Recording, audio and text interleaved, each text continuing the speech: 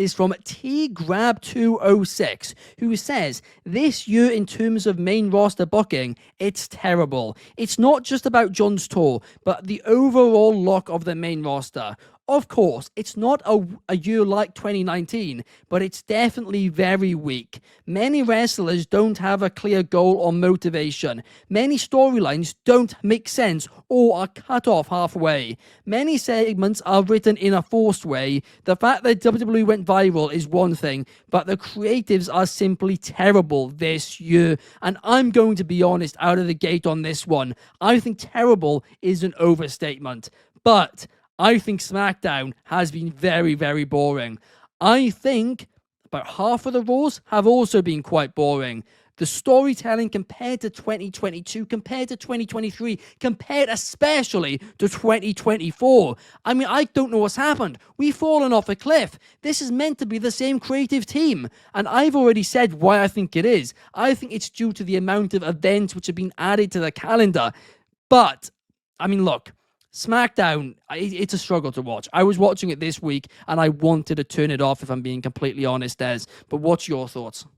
Yeah, SmackDown was in Boston, and I was really considering going there to watch. And I'm not going to lie, if I was looking for someone to fall asleep, that's a show I would go to. I also want to quote Shad from Wrestling Republic real quick, because he says WrestleMania 40 is the honeymoon of Triple H's booking.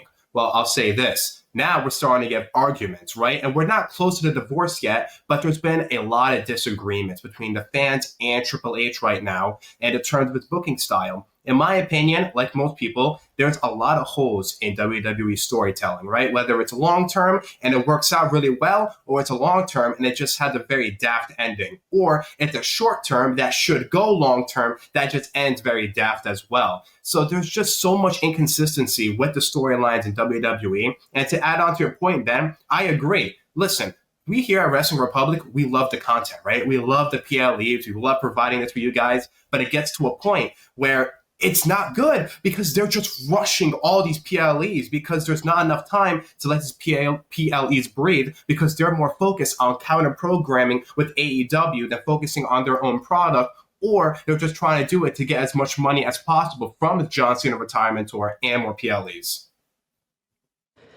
Do you know what, Des? You are spitting straight facts there. I can't disagree at all. I mean, you are right. I know Shad loves that honeymoon comparison. And I think that's a little bit harsh in terms of, I do think it wasn't just, tinted glasses. I do think the product in 23-24 was genuinely the best it has potentially ever been, especially when you consider the full package, right? Because in the Attitude Era, there was tons of great moments, but there was also a ton of bad moments.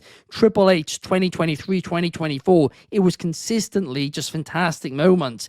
But I mean, the product's fallen off a cliff in comparison. Yeah, and less shows in 2023, 2024 because they let these pay-per-views breathe. They let them build these storylines for over a month, not 2 weeks. You know what I mean?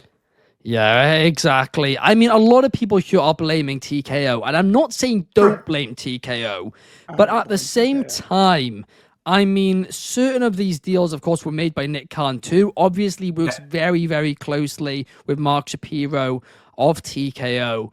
But I mean, I don't know if you can just simply blame TKO. I think Nick Khan, we've given him his flowers. I think we also now have to give him a little bit of criticism. I think there's too many things you can mirror it back to. There's too many things you can compare it to now. Like before, if it got stale for a year or two, for 20 plus years, it didn't matter because we had nowhere else to go. And now we've got other places to go and other places to look. It's like Biggie Smalls and Tupac. There was West Coast, there was East Coast, and it was all divided. If the internet existed, you should have seen the trolling on that. But when one or the other dropped an album that was undeniable, we all enjoyed it. And that's true. That's what happens. It's phases. I think Shad was spot on. I think, Des, you made amazing points about that.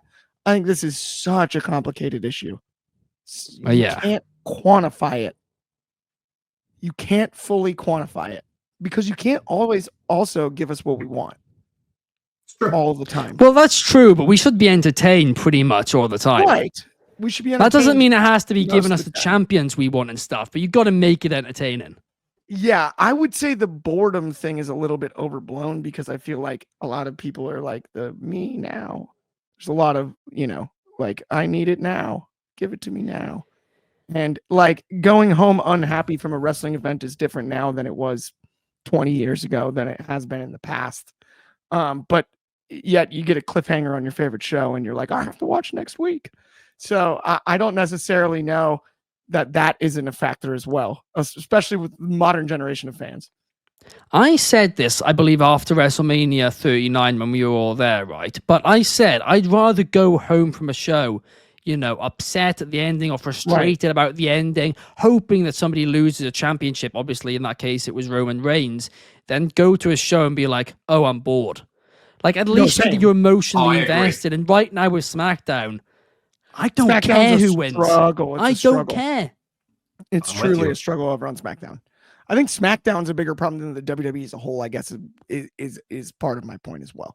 Oh, 1000%. I mean, SmackDown is, I think, the biggest point here. Numero one with a lovely comment saying this past SmackDown was possibly the worst SmackDown of 2025 thus far. Ben's Allison analysis was a billion times better than watching that 2-hour boring SmackDown. Also, Ben's review is always very good. Thank you so much, Numero one. I really do appreciate your support and you watching and leaving comments every episode. Kafka's K says the shows can't be forgettable every second week.